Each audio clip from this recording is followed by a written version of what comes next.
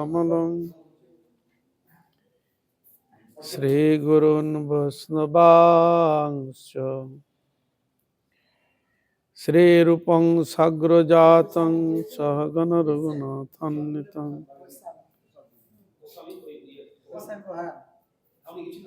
तं साद्वैतं सवधूतं परिजनसहितं कृष्ण चैतन्य देवं श्री राधा कृष्ण पदं सहगण ललिता श्री विशाखान्वितांश्च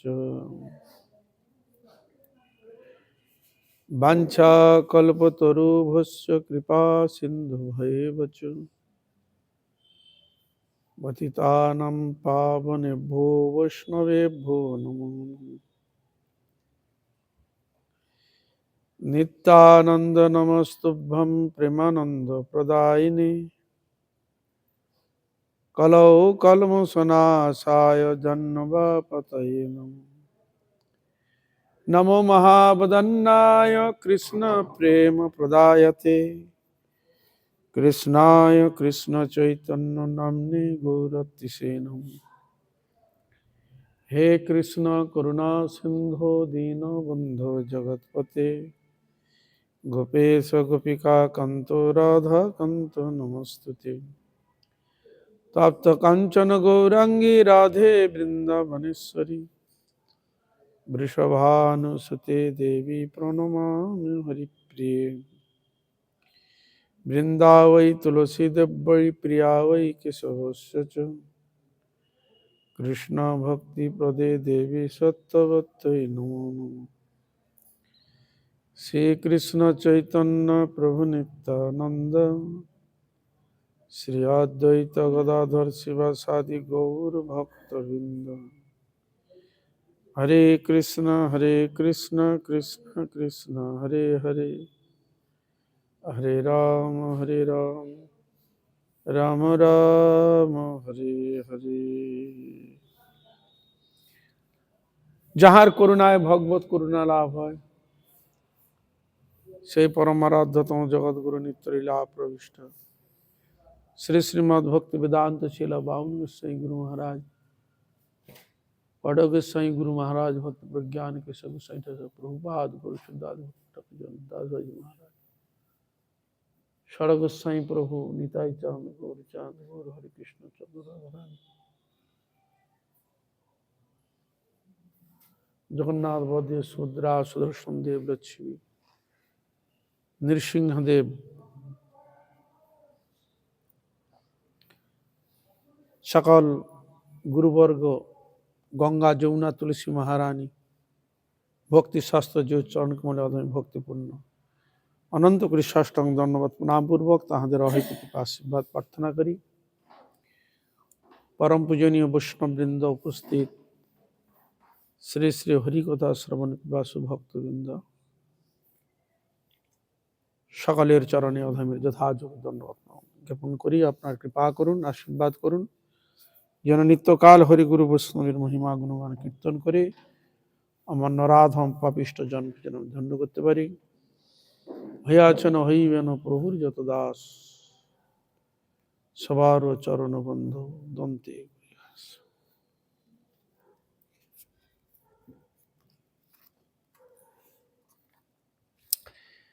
শ্রী শ্রী হরিনাম চিন্তামণি শিল ভক্তিমোহন ঠাকুর বিরচিতা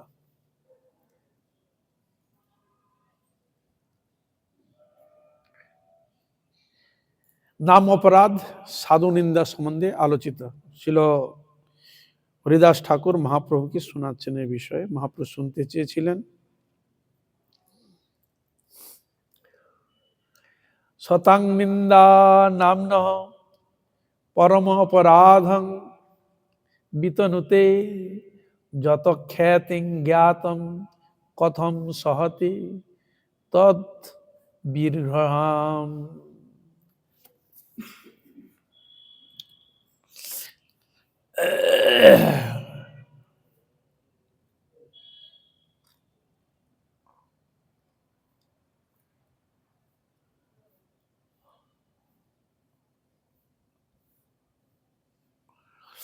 এই জয় সাধু নিন্দা থেকে আরম্ভ করে সাধন ভজনে যেসব কথাগুলো বর্ণিত রয়েছে সেই সব বিষয়ে এবার আলোচিত হচ্ছে। গদাধর অত চতুর্থ পরিচ্ছেদ, নাম অপরাধ সাধু নিন্দা। গদাধর প্রাণ জয় জাহ্নবা জীবন, জয় সীতানাথ শিবা সাদি ভক্তগণ। আমাদের পারমার্থিক শাস্ত্রে কিছু শিষ্টাচার রয়েছে। ভগবানের জয়ধ্বনি এবং তার কৃপা আশীর্বাদ প্রাপ্তি ক্ষেত্রে বন্দনা আদি বর্ণিত রয়েছে। তাই শাস্ত্রের এই নাম অপরাধ সাধু নিন্দা বিষয়কে বর্ণন করতে গিয়ে সর্বপ্রথমেই গদাধর, শ্রীমন চৈতন্য মহাপ্রভু, নিত্যানন্দ প্রভু জাহ্নমা, অদ্বৈত আচার্য শিবাসাদি ভক্তবৃন্দের জয়ধ্বনি প্রদান করে কৃপা আশীর্বাদ যাঞ্চা করছে। এবার মহাপ্রভু হরিদাস ঠাকুরকে বলছেন, প্রভু বলে হরিদাস এবে সবিস্তার, নাম অপরাধ ব্যাখ্যা করয় তৎপর। হরিদাস, তুমি আমাকে বিস্তার করে এই নাম অপরাধের কথা আমাকে শোনা। হরিদাস বলে, প্রভু মোরে যা বলাবে তাহাই বলিব আমি তোমার প্রভাবে। হরিদাস ঠাকুর দৈনের শ্রাবণী, যেই জন্য কৃষ্ণ ভজে সে বড় চতুর, প্রভুর কাছে পুরো সারেন্ডার। প্রভু মোরে যা বলাবে, আমার হৃদয়ে বসে তুমি আমাকে যা বলাবে সেটাই আমি বলবো। তাহলে মানে আমার কোনো ক্ষমতা না, আমি যে কিছু বলবো শোনাবো এই ক্ষমতা আমার নেই। আপনি আমাকে যা বলাবেন হৃদয়ে বসে তাই বলবো। এই জন্য বললেন, হরিদাস বলে প্রভু মোরে যা বলাবে তাহাই বলিব আমি তোমার প্রভাবে, তোমার কৃপার প্রভাবে তাই বলবো। দশবিধ নাম অপরাধ, নাম অপরাধ দশবিধ শাস্ত্রে কয়, সেই অপরাধে মোর বড় হয় ভয়। সাধন ভজন লাইনের সবের থেকে বড় ভয় কি? মানে ভজন থেকে চ্যুত হওয়ার চান্স সবের থেকে বেশি থাকে সাধু নিন্দা, গুরু নিন্দা, সেসব নিন্দা ধীরে ধীরে আলোচনা হবে। তা এই জন্য সাধু নিন্দা সবের থেকে বড় বড়। এই জন্য নাম অপরাধ দশবিধ শাস্ত্রে কয়, সেই অপরাধে মোর বড় হয় ভয়। এইটাতে তার ভয় বেশি, অন্যতে কোনো ভয় নাই। সাধু সন্তগণ জমের ভয় করে না, অন্য কোনো কিছুর ভয় করে না, যাতে ভজন থেকে চ্যুত যাতে না হতে হয়, সাধুগুরু বৈষ্ণব চরণ ভগবান চরণ অপরাধ যাতে না হয়, সেদিকে তারা সতর্ক থাকে। তো কারা? যারা অত্যন্ত অভিজ্ঞ। কিন্তু কলিকালে তো বেশি সাধু নিন্দা, গুরু নিন্দা, শাস্ত্র নিন্দা এগুলো তো বেশি হয়। তার সম্বন্ধে তো জানে না, তার এগুলো কারা করে? অপক্ষ, সাধন ভজনে উন্নত নয় যারা। যারা সাধন ভজন উন্নত তারা কোনোদিন এ বিষয়ে নাক গলায় না, সবসময় সতর্ক থাকে।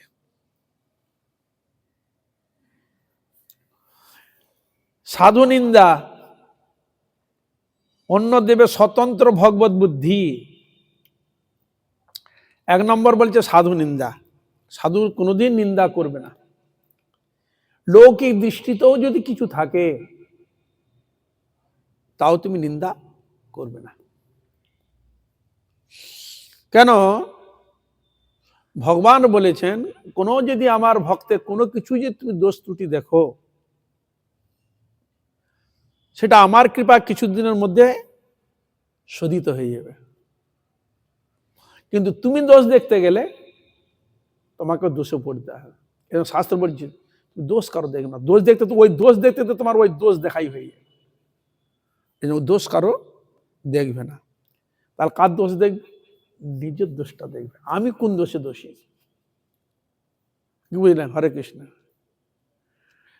লোকের সমালোচনা করার পূর্বে নিজের সমালোচনা, ওখানে লেখা ছিল, গুরুমায় লিখেছিলেন, অপরের সমালোচনা করার পূর্বে নিজেকে সমালোচনা করো, তাহলে তোমার সাধন পথে ভজন পথে উন্নতি হবে। নাহলে লোকের সমালোচনা করে যাবে, তাতে তোমার সাধন ভজনে অনুন্নতি।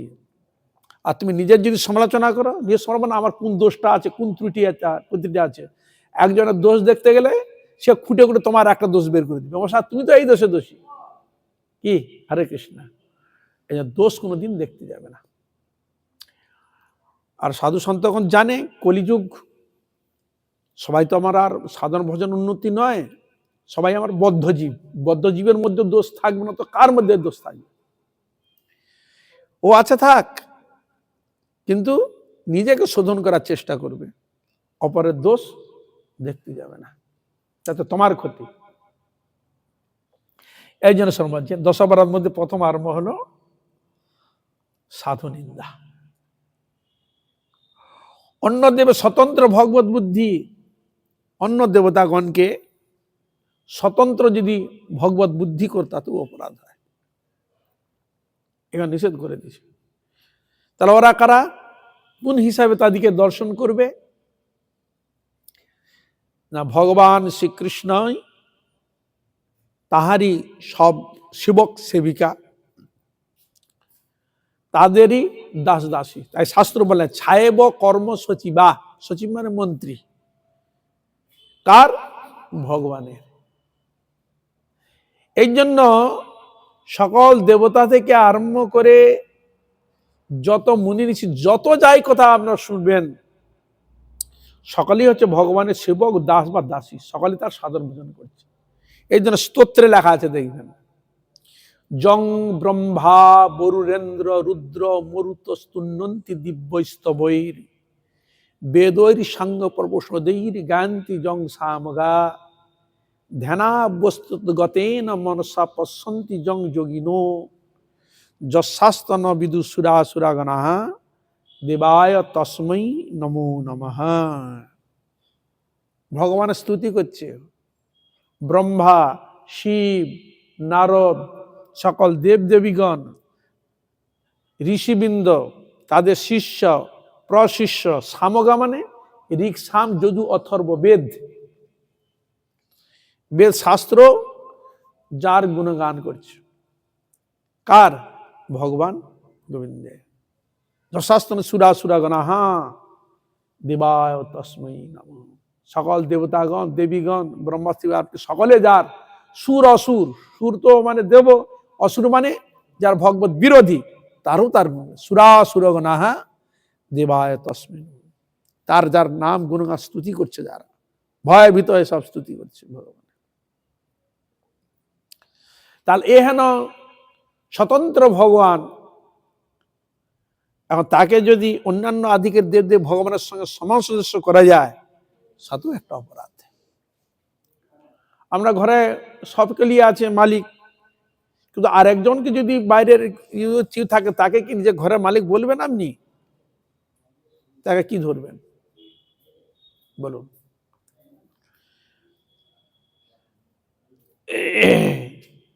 তাহলে এই জন্য ভগবানই ভগবান, তিনি হচ্ছে স্বতন্ত্র সরাট, অনাদিরাদি গোবিন্দ, সর্বকারণ কারণ ভগবান গোবিন্দ। সে গোবিন্দের সঙ্গে অন্য দেবে স্বতন্ত্র ভগবত বুদ্ধি নিষেধ করেছে। তাহলে শাস্ত্রের যুক্তি কি?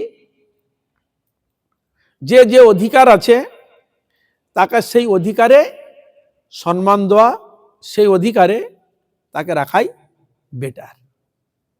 বুঝা গেল? কাউকে অপমাননা করবে না, যে যে অধিকার রয়েছেন তাকে সেই অধিকারই তাকে যথার্থ সম্মান দিতে হবে।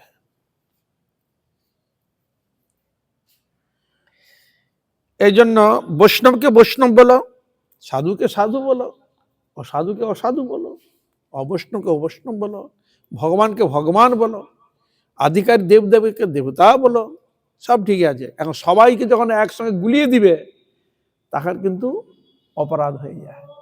এ সংসারে দেখুন না, সংসারে তো আমরা ছেলে মেয়ে পুত্র জামাই সবাই কিনে তো আমরা রয়েছি, সংসার আছে কিনা? সকলের সঙ্গে সম্পর্ক কি এক?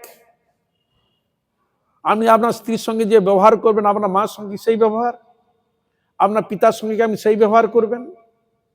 আপনার কন্যার সঙ্গে যেই ব্যবহার আমার পুত্রের সঙ্গে সে না, কোনোদিন নাই। কি হরে কৃষ্ণ, জামাতার সঙ্গে জামাতার মতো ব্যবহার, কন্যার সঙ্গে কন্যার মতো ব্যবহার, আত্মীয় পরিজনের সঙ্গে আত্মীয় মতো ব্যবহার। তাহলে এখানে আমরা দেখতে পাচ্ছি আলাদা আলাদা রয়েছে, ঘরে সবাই মানুষ, কিন্তু ব্যবহার আচরণ কর্তব্য সম্পূর্ণ আলাদা। কি হরে কৃষ্ণ, সবাইকে আপনি সমান চোখে দেখবেন বললে হয়ে গেল? একজন পেশালা আপনার লোক এসেছে, তাকে আপনি ঘরে বসে চেয়ার টেবিলে বসে তাকে আমি খাওয়াচ্ছেন, আরেকজন সাধারণ এসে বসিয়েছেন, যে বলে মশাই একে সবার তার সঙ্গে সমান মেনে নেবেন আপনি? স্পেশাল কিছু আছে কিনা? তাহলে প্রত্যেকের একটা স্পেশাল যুক্তি থাকবে, সে স্পেশাল অনুযায়ী অধিকার অনুযায়ী তাকে বসাবে। কি বুঝলে হরে কৃষ্ণ? যদিও আমাদের বর্তমান ক্ষেত্রে অনেক ক্ষেত্র নিচু জাতি যে যদিও হয়, সে যেটা উচ্চ শিক্ষিত হয়, একটা প্রফেসর পদে যদি বসে থাকে, আমরা তো উচ্চ কুলে এসেছেন, ওখানে গিয়ে বলো মশাই হ্যাঁ আমি নিচু কুলে বসে হবে না, ওখানে উনি যেই পদে যে স্টেজ উঠে তাকে সেই সম্মান তাকে দিতে হবে চেয়ারে। কি বুঝলেন হরে কৃষ্ণ? যে পদে বসেছেন ও জাত দেখলে হবে না, তিনি যে অধিকারে বসেছে, যে তার এতে বসে তাকে সেই তার সম্মান তাকে দিতে হবে। এরকম ভগবান যে টপ র্যাঙ্কে তিনি বসে আছেন, সৃষ্টিকর্তা, ধ্বংসকর্তা, পালনকর্তা, যিনি সর্বকিছু হয়ে বসে আছেন, সে মুক্ত ভগবানকে তাকে সেই এতেই বসানো শ্রেয়। যার যার দেব দেবীর প্রতি যার যেটা শ্রদ্ধা হতেই পারে, সেটা তার সেখানে তার সব ঠিক আছে, কিন্তু ভগবানের সঙ্গে অন্যান্য কোনো অন্য দেবের সঙ্গে স্বতন্ত্র ভগবত বুদ্ধি এবং কৃষ্ণ নাম রূপ গুণ ও লীলাকে কৃষ্ণ স্বরূপ হইতে পৃথক বুদ্ধি। আর একটা কি অপরাধ? যে কৃষ্ণ নাম রূপ গুণ ও লীলাকে এটা কৃষ্ণর স্বরূপ বলে, এগুলো সব আলাদা। হ্যাঁ, ভগবান নাম আলাদা, ভগবানের রূপ, ভগবান গুণ আলাদা, লীলা এগুলো কৃষ্ণ স্বরূপ হইতে এগুলো পৃথক না, একই বস্তু। নাম রূপ গুণ লীলা এগুলো কার? ভগবানেরই।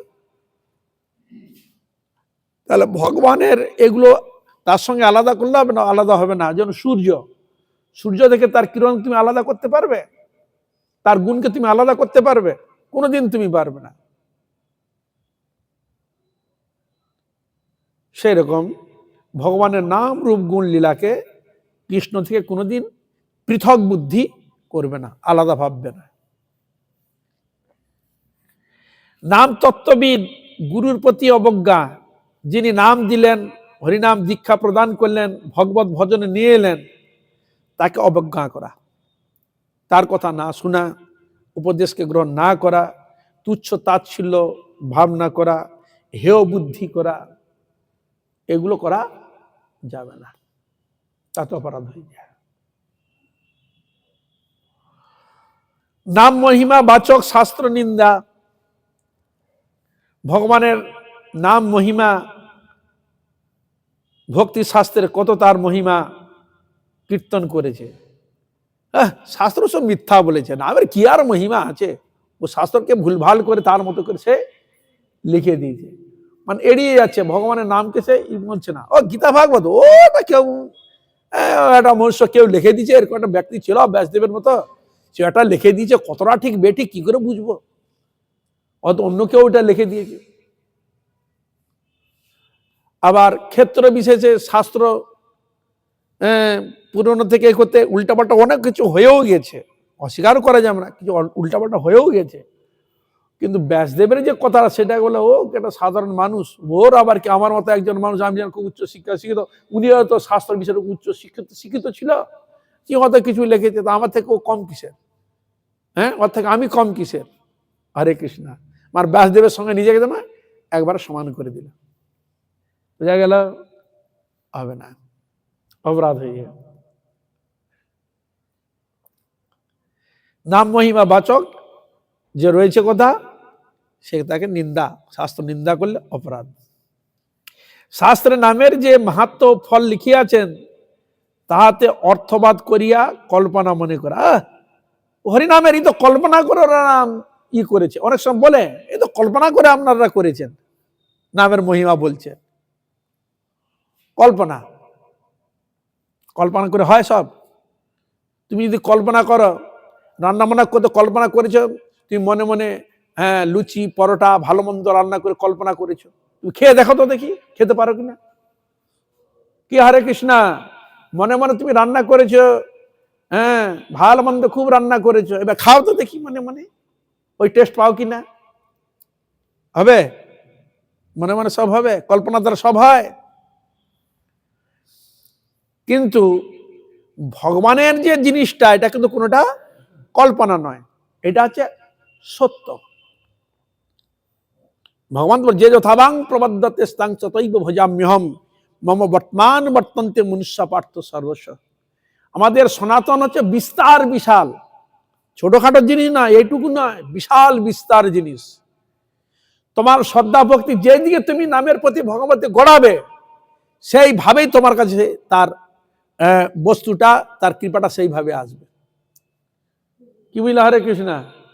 হ্যাঁ, তুমি যেরকম ভাবনা নিয়ে যাবে সেরকম, ভগবান বলছে যে আমাকে যেভাবে করান সেইভাবে তার কাছে দেখা দিই, যেরকম রসের ভাবনা নিয়ে সেরকম তাকেই করি। এই জন্য ভগবানের নাম যেটা তারা ব্যাখ্যা দিয়েছেন, কারা দিয়েছেন? নিশ্চয়ই আমার মতো সাধারণ কোনো ব্যক্তি নয়, মুনি ঋষিগণ, সাধন সিদ্ধগণ, তারা সাধনা করেছেন, ভগবানের কৃপাকে অনুভব করেছেন, ভগবানের নামকে চিন্তনের দ্বারা আস্বাদন করেছেন, সেই ভাবনা করে সেই ভগবানের প্রতিকৃতির বস্তুটা তিনি লিখছেন। তাহলে তো ব্যাসদেবের সব গ্রন্থটাকে তো ফেরিয়ে দিত। কি হরে কৃষ্ণা, মানতেন কি বলুন?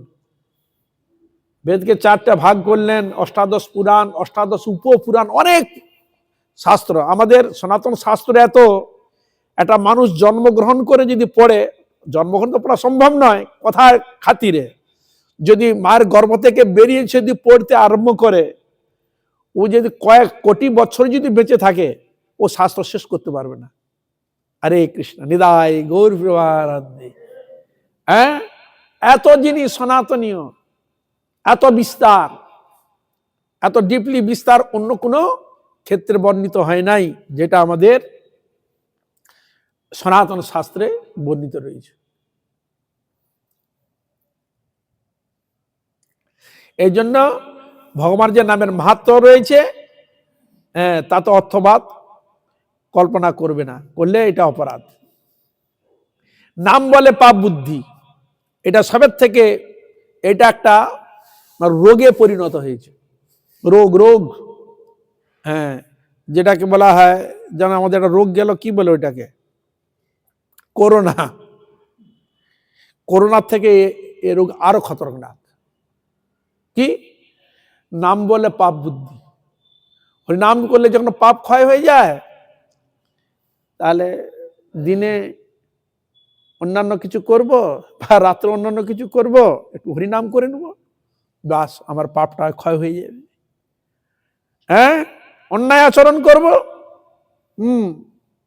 অন্যায় করব, শাস্ত্র বিপরীত বিরুদ্ধ অবিধি কার্যগুলো করব, যে অপরাধ, যে দোষ ত্রুটিগুলো হয়, একটু হরিনাম করে নেব। হরিনাম যখন ফল এত মহিমা রয়েছে, হরিনাম করলে পাপ চলে যায়, তা একটু হরিনাম করে নেব, তাহলে আবার হয়ে গেল, নষ্ট হয়ে গেল। এরকম করলে হবে না। নাম বলে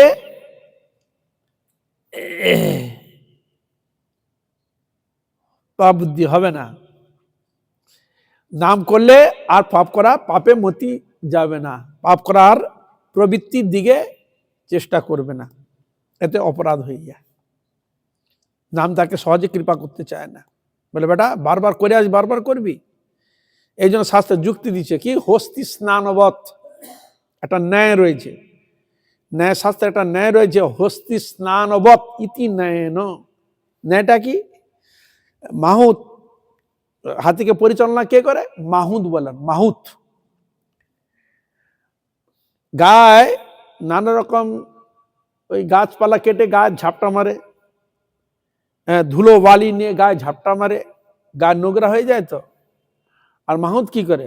ভালো টালো করে জল টল দিয়ে সাবান টান দিয়ে ভালো করে পরিষ্কার করে মার্জন করে দিয়ে স্নান টান করিয়ে আবার ভাড়াটা হাঁটতে যখন স্নান করে যখন নিয়ে যাচ্ছে, ওই আবার রাস্তায় সেই যাই পড়ছে, গেলে ঝাঁটাট আবার সেই গায়ে নোংরা জিনিস আবার মাখিয়ে নিল।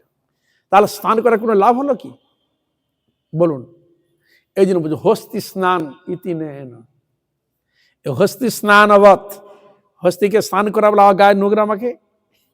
সেরকম নাম মানে যখন পাপ বুদ্ধি নাম করে যখন পাপ ক্ষয়ে যায়, আবার নাম করবো, আবার কেটে যাবে, হবে না, এত অপরাধ হয়। এরকম যারা ধারণা করে অন্যায় করব, নামও করব, কেটে যাবে, আবার করব, এত অপরাধ হয়। এ নিষেধ করেছে শাস্ত্র। আমরা তো করি চাই, তা ওইটাই করলে যদি হতো তাহলে শাস্ত্র এটা নিষেধ কেন করলেন? কি বললাম? হরে কৃষ্ণা। যদি ওটা করতে আমার কোনো অসুবিধা হতো না, ফল ক্রিয়াবতী হতো, তাহলে শাস্ত্র নিষেধ করলেন কেন?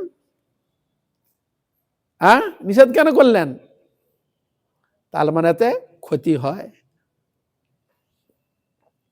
যাতে আর ক্ষতি না হয় এই জন্য এগুলো সতর্ক। আমরা তো অনেক কিছু জ্ঞান তো অজ্ঞান তো অনেক কিছু করে থাকি, শাস্ত্র হচ্ছে সতর্ক বাণী দেয়, দেখো এইগুলো করো না, এইগুলো করলে তোমার ক্ষতি হয়। এই জন্য মনে হয় কালকে আমি গ্রন্থ পড়েছিলাম গরুর পুরাণে, মানুষ কি কার্য করলে কেউ কুকুর জনি, কেউ কাক জনি, কেউ ব্যাং, কেউ মৎস্য, কেউ হাতি, কে ঘোড়া, কে গরু, কোন কোন কার্যে এই জনিতে যায়, এ বিষয়টা আলোচনা পরে করব। হরে কৃষ্ণ। এটা শুনলে তাহলে আমাদের ভিতরের মধ্যে একটাই আসবে, সচেতন একটা আসবে, ভাব আসবে। তা শাস্ত্র আমাদের সচেতন করছে, এই যে 10টা অপরাধ যেগুলো আছে এগুলো তোমরা করো না। এগুলো করলে তো কি হতো ভাববো, অনেক সময় আমরা করে নিন্দাটা করা কোনো ব্যাপার। এখন নিন্দাটা এখন কলিকালে কি হয়েছে, একটা জল খাওয়ার হয়েছে নিন্দা। লোকের নিন্দা করা, সমালোচনা করা, এটা একটা মানে জল ভাত, ডাল ভাতের মতো হয়ে গেছে। হরে কৃষ্ণ। গরু যেমন মুখ দেয়, এসে সঙ্গে সঙ্গে ঘাসে মুখ দেয়, সেরকম এটা নিন্দা করা, ইটি করা, এটা এখন আমার জল ভাত হয়েছে কলিকাল। এটা করবে না। যার মঙ্গল চান তিনি কোনোদিন করবেন না। এই জন্য শাস্ত্র সতর্ক করে দিচ্ছে। এই জন্য বলছেন নাম বলে পাপ বুদ্ধি। শ্রদ্ধাহীন ব্যক্তিকে নাম উপদেশ করা, শ্রদ্ধাহীন ব্যক্তিকে হরিনাম করো, কৃষ্ণ নাম করো, এই কথা কোনোদিন বলবে না।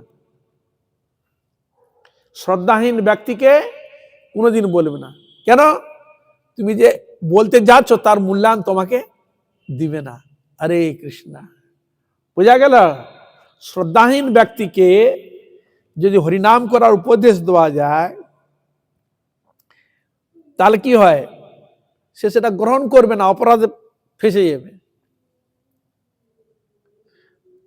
হ্যাঁ, হরে কৃষ্ণ। শ্রদ্ধাহীন ব্যক্তি তাহলে কাকে দিবে উপদেশ? হরিনাম করা, হরি কীর্তনের কথা, ভগবত ভজনের কথা শ্রদ্ধাশীল ব্যক্তিকে দিবে। তাহলে বুঝবো কি করে শ্রদ্ধা কি শ্রদ্ধা কি? হরে কৃষ্ণ। শ্রদ্ধা কি অশ্রদ্ধা কি করে বুঝবো? হ্যাঁ, বুঝা যায়। এই যে এখানে আপনারা এসেছেন, যতগুলো সৎসঙ্গে বসে হরিকথা শুনছেন, এখানে নিশ্চয়ই কেউ অশ্রদ্ধা ব্যক্তি নয়। কি? হরে কৃষ্ণ। হ্যাঁ, তাহলে এখানে ভগবানের কথা শোনানো যায়। কিন্তু যেখানে এ মার্ক করা যাবে না, তাকে বলে সে তখন সঙ্গে ও বেকার এগুলো করে। এখন আছে বলে হরিনাম করে কি হবে, ওই সময়টা বসে কি হবে, ওই সময় বসে অন্য যদি কিছুটা কাজ করে কিছু অর্থ কামানো যাবে, এখানে বসে কি হবে, হরিকথা শুনে কি হবে? এমনও আছে এখানে করে কি অন্য জায়গায় গল্প করবে, তাস খেলবে, অন্যান্য করবে, ফুর্তি করবে, বলে এটা করলে লাভ আছে, ওগুলো করে কি হবে? এমনও তো আছে। কি? হরে কৃষ্ণ। মানে নিজে পারমার্থিক দিকে, আত্মকল্যাণ দিকে কোনো চিন্তা করে না, এমনও তো আছে। ওগুলো দিকে কি, ওই দেশে কোনোদিন আসবে না, ভুলবশতও আসবে না। যে দেখি গীতা ভাগবত ভগবান কি বলেছে দেখি একটু শুনি পড়ি, সারা জীবন তো ওগুলো করে গেলাম, একটু করে দেখি, এরকম বুদ্ধিও আসে এখনো আমরা দেখতে পাই, এমনও আছে এখনো তার হরিভজন করা এখনো তার সময় হয়নি। অনেক বলে জন্মটা হলো না, আসছে জন্মে দেখা যায়। আর আসছে জন্ম মনুষ্য হলে এলে তবে তো করবি হবে, গুরু হবি না গাধা হবি না ছাগল হবি না বৃক্ষ হবি, সেটা একটা দেখার ব্যাপার। আমাদের একটা ধারণা হয়ে গেছে, মানে আজ মরবো, হ্যাঁ সাধ্য শান্তি হয়ে যাবে, আবার আমি মানুষ হয়ে চলে আসবো, আবার এসে ভোগ করব, আবার এখানে মজা লুটবো। এটা তো সেটা নয়। কি হরে কৃষ্ণ, ওরকম যেহেতু তা তো অনেকে অনেক কিছু করতো, এটা সেরকম নয় রে বাবা।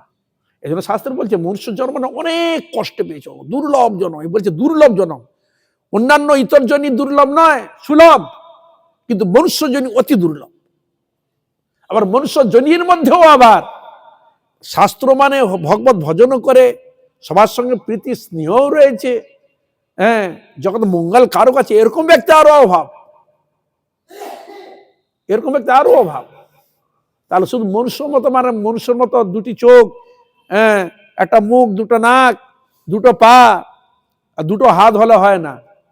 কি হরে কৃষ্ণ, তাই যদি হতো, অনেক সময় এমন কিছু অন্যায় কাজ করে বলে, তিনি উচ্চ শিক্ষিত, এমন কিছু একটা অন্যায় কাজ করেছে, তখন তাকে সবাই গালি গালাজ, কি বলছে বেটা পশু রে, হ্যাঁ কাটা কে করে পশু করে।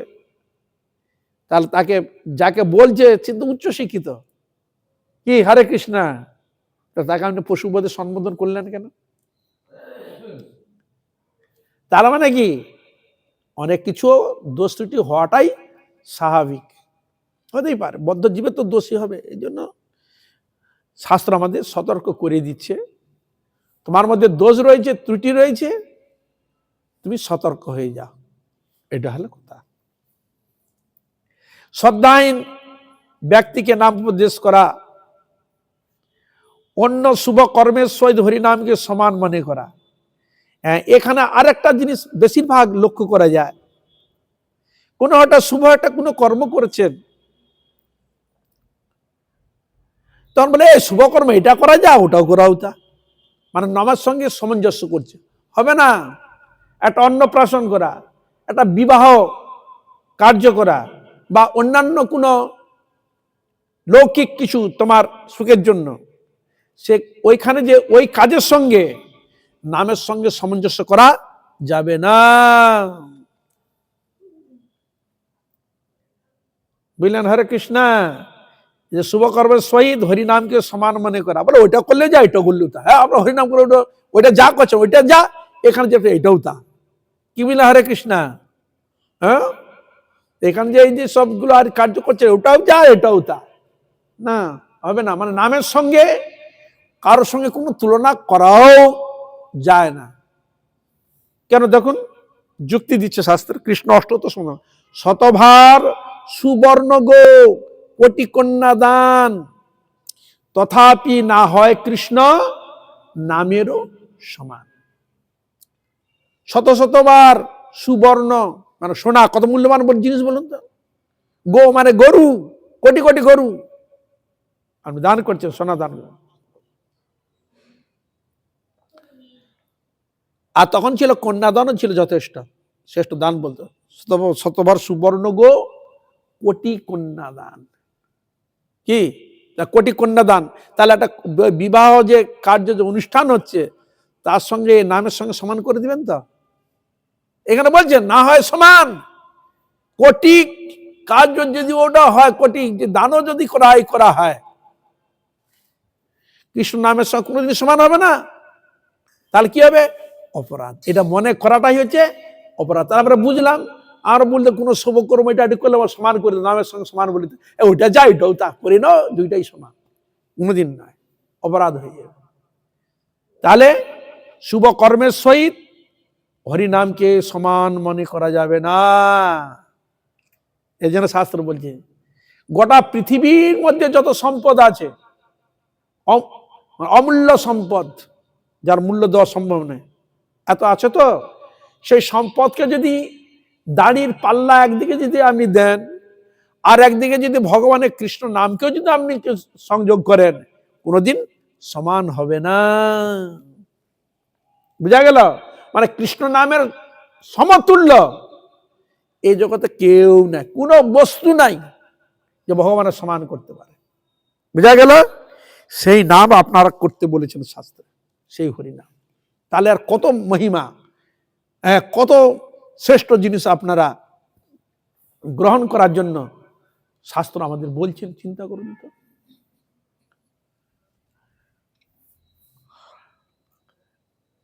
নাম গ্রহণ বিষয়ে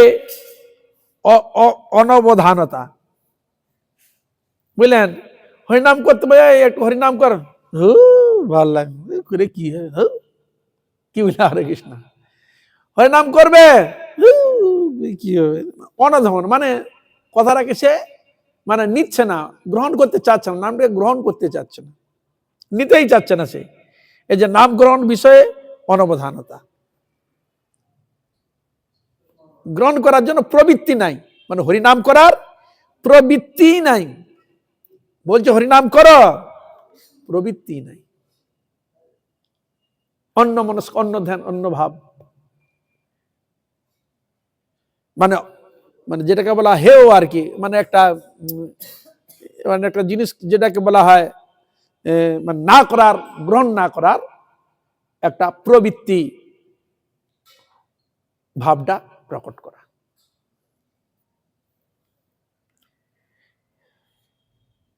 আমিও আমার আসক্তিক্রমে নামের মাহাত্ম্য জানিয়া তাহাতে প্রীতি না করা। আর এটা কি সুন্দর বললেন, আমি আমার আসক্তিক্রমে, এই জড় আসক্তিক্রমে নামের আসক্তিতে আমি রয়েছি, এরকম নামের এত মহিমা জেনেও, এত শক্তি, এত মহিমা, এত করুণা, এত শক্তি, এত আশীর্বাদ জেনেও, মহিমা জেনেও যারা নামেতে প্রীতি না করা, এটাও একটা অপরাধ। বোঝা গেল? হরে কৃষ্ণ। তাহলে এইবার এগুলো যদি বিচার করে দেখুন, ওর মধ্যে আমি কোন কোন এর মধ্যে রয়েছি, 10টার মধ্যে কোনটা রয়েছি? হরে কৃষ্ণ। হ্যাঁ, নাম গ্রহণ করতে চাচ্ছি না, ওই নাম করতে চাচ্ছি না, নিতে চাচ্ছি না, শ্রদ্ধা ভক্তিকে এড়িয়ে যাই, নামকে এড়িয়ে যাই, ভগবানের সেবাকে এড়িয়ে যাই। বোঝা গেল? হ্যাঁ, বলে এতে অপরাধ হয়।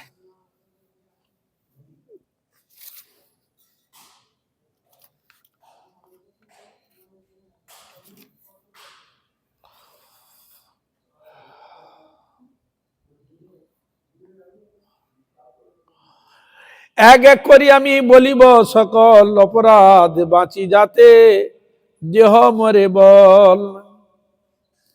তখন তিনি বললেন, হে মহাপ্রভু, আপনি আমাকে বল প্রদান করুন, আমি একে একে বলবো। এই যেগুলো বললো, এই সব জিনিসগুলো ওখানে আলোচিত হয়েছে। সাধু নিন্দা অন্ন দেবে স্বতন্ত্রা, মনন নাম তত্ত্ব গুরু আর শাস্ত্র বিনিন্দন। হরিনামে অর্থবাদ কল্পিত মনন, নাম বলে পাপ শ্রদ্ধাহীনে নামার্পণ। অন্য শুভ কর্মের সমান কৃষ্ণ নাম, এ কথা বলিলে অপরাধ বিশ্রাম। নামেতে অবধান হয় অপরাধ, অনবধান হয় অপরাধ। তাহাকে পুরাণ কর্তা বলেন প্রমাদ। নামের মাহাত্ম্য জানে তবু নাহি ভজে, অহং মম আসক্তিতে সংসারেতে মজে। বলে দিলেন, নামের এত মাহাত্ম্য জেনেও অহং মমতা ভাব প্রকট করে সংসারেতে থাকে, ভজন করে না। সাধু নিন্দাই প্রথম অপরাধ। সাধু নিন্দা প্রথম অপরাধ বলি জানি, এই অপরাধে জীবের হয় সর্বহানি। অনেক 10টা অপরাধ রয়েছে, সেসব অপরাধ কিছু ধার ধার করে কিছু ম্যানেজ করা বা কিছু শোধন হয়ে আসা যায়, কিন্তু সাধুগুরুর চরণ যদি একবার অপরাধ হয়ে যায় তাহলে কি হবে? তুমি যেটুকু সাধন ভজন করেছিলে তো ওইখানে চুপ হয়ে যাবে। স্বীকৃতি হয় নাম, ভগবানের নাম, গুণগান, কীর্তন, ভগবান ভক্তি, শ্রদ্ধা, সুক্রিয়া আদি, সৎসঙ্গ আদি এগুলো হয়তো বৃক্ষতে জল দিলে, টাইম মতো সার দিলে যেন বাড়ে। কিন্তু তুমি গাছ লাগিয়েছ, না দিলে জল, না দিলে সার, না দিলে কিছু, কি হবে? বাড়বে কি? চুপ হয়ে যায় না, আর বাড়তে পারে না, শুকিয়ে যায়, পতন হয়ে যায়, মানে দেহ রেখে দেয়, গাছটা মরে যায়, চান্স থাকে। কিন্তু সাধু নিন্দা করলে কি হয়? বলছে একটা পাগলা হাতি যখন জঙ্গলের ভিতর দিয়ে যায় মাথা নাড়তে নাড়তে, ওই সুঁড় দিয়ে যত গাছ পালা লতা পতা থাকে অনায়াসে উবড়ে ফেলে দেয়। তো উবড়ে ফেলে দিলেও গাছটা হবে কি? শিকড় তুলে দিয়েছে, তো মূলটা তুলে দিয়েছে, মূলটা থাকলে তবে তো গাছটা হবে। কিন্তু মূলটা যদি তুলে দেওয়া যায়, সেরকম বলা হয়েছে যে হাতি যেমন তার শক্তি বলে লতা পাতাকে মূল উড়িয়ে দেয় আর গাছ হওয়ার চান্সই থাকে না, একবার মেরে দেয়, সেরকম সাধু অপরাধ রূপ পাগলা হাতি, মানে সাধু কেউ অপরাধ কেউ হয়ে যায় ওই পাগলা হাতির মতো, সে যেইটুকু সাধারণ মতো যেগুলো করেছে ওগুলো আবার চুপ হয়ে যায়, ও আর তাকে বাড়িয়ে তুলতে আর পারবে না।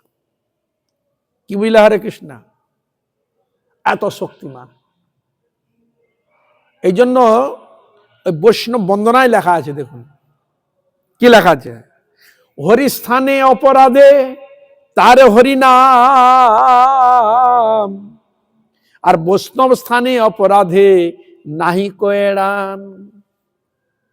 যদি ভগবানের চরণে, শাস্ত্রাদির চরণে, সেগুলো কোনো যদি অপরাধ যদি হয়ে যায়, ভগবানের নাম গুণগান কীর্তন করলে ভগবানের নামে গুলো কেটে যাবে। কিন্তু সাধুগুরুর চরণে যদি একবার অপরাধ হয়ে যায় ও কাটবে না। বুঝা গেল? কয় হবে না।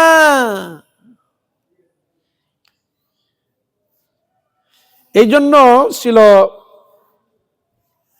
রামানুজাচার্য তার মধ্যে তিনি রেখেছেন যে সাধুগুরু বৈষ্ণব এবং গুরুবর্গের নিত্য প্রণাম, জপ ইত্যাদি এগুলো করবে, স্মরণ যুক্ত করবে। ওই পথকে ছিল ভক্তি সিদ্ধান্তজি ঠাকুর প্রভুপাদ ফলো করেছিলেন, ভক্তিময় ঠাকুর ফলো করেছিলেন। এই জন্য সর্বপ্রথমই আরতি, গুরু আরতি হচ্ছে, গুরুবাষ্টক, গুরুদেবের কীর্তন হওয়ার পর তারপরে কি বৈষ্ণব বন্দনা, যেটা চরম অপরাধের সীমা মহাপ্রভু লীলায় দেখা যায়, যেগুল চাপাল গোপাল ছিল কিনা, শিবাশয়ের চরণ অপরাধ হয়ে গেছিল, হয়ে কুষ্ঠ ব্যাধি হয়ে যায়, বাঁচার কোনো কথাই ছিল না, মরে গিয়েছিল, ফেলে দিয়েছিল, এরকম পজিশন হয়ে গেছিল, কিরকম খতরনাক হয়ে গেছিল। আবার তিনি মহাপ্রভু শিবাস ঠাকুরের অশেষ কৃপায় জানতে পেরে চরণে ক্ষমা টমার চাইতে তবে তিনি উদ্ধার পেলেন। হওয়ার পর তাই মহাপ্রভু জগৎকে শিক্ষা দেওয়ার জন্য তখন উনাকে বললেন, যে মুখে করেছ তুমি বৈষ্ণব নিন্দন, সেই মুখে করো তুমি বৈষ্ণব বন্দন। যেমন আমরা এই মুখেই ভালো কথা বলি, এই মুখেও খারাপ কথা বলি, এই মুখে আবার আমরা আত্মকল্যাণের ব্যবস্থা করতে পারি ভগবান করে, আবার এই মুখ দিয়ে বিষ উদ্গার করে খারাপও করতে পারি। এই জন্য প্রাণী রয়েছে, একটা প্রাণী যে মুখে খায় সে মুখে বাহ্যকৃত্য করে, জানেন? বাদুড়, বাদুড়, ওই মুখ দিয়ে খায়, মুখ দিয়ে বাহ্যকৃত্য করে। হরে কৃষ্ণ। এই জন্য ছিল ওই চাপাল গোপাল মহাপ্রভুর কৃপাতে তার নাম হলো দেবকীনন্দন, দেবকীনন্দন দাস।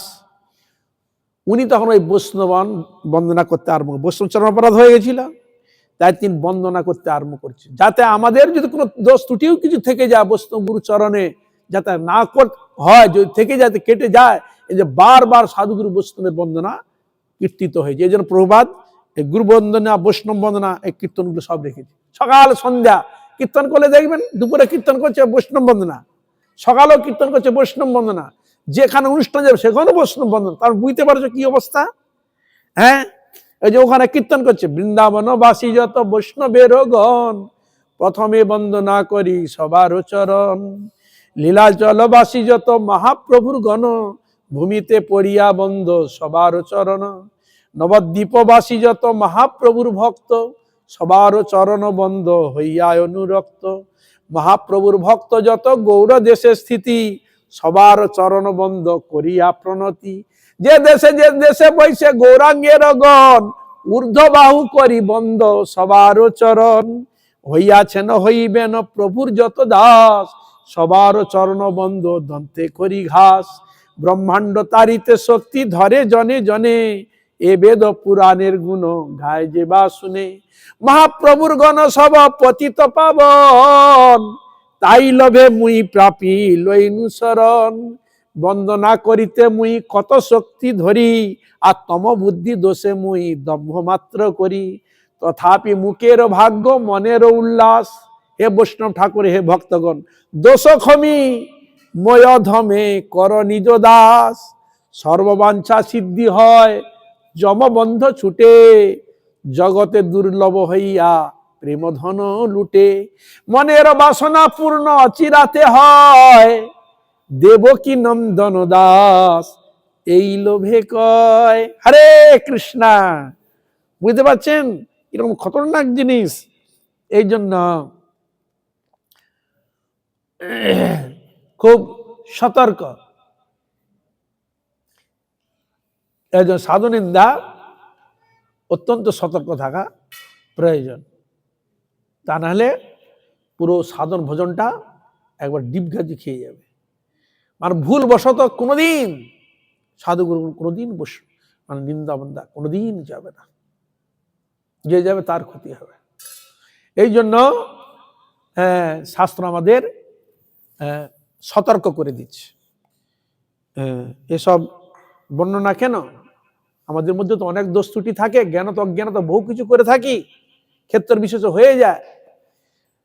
এটা যেটা করছি সেটা কিন্তু অপরাধ হয়ে যায়, দোষ ত্রুটি এসে যায়। তাহলে কি হলো? আমরা সতর্ক হয়ে যাব। যখন শুনলাম এটা সতর্ক হয়ে যাব, এটা ঠিক নয়, এটা আমার ক্ষতি হয়, জেনে গেলাম। তাহলে আমরা সৎসঙ্গে শাস্ত্র আলোচনাতে এগুলো আমরা জানতে পারি, বুঝতে পারি, নচেত সম্ভব নয়। আজ এখানে থাক। সকল বৈষ্ণব, সকল বৈষ্ণবী মহারাজ, ব্রহ্মচারী বৃন্দ সকলের চরণে অধমে পূর্ণ পূর্ণ দণ্ডবত প্রণাম করবো। আজ এখানে রাখি।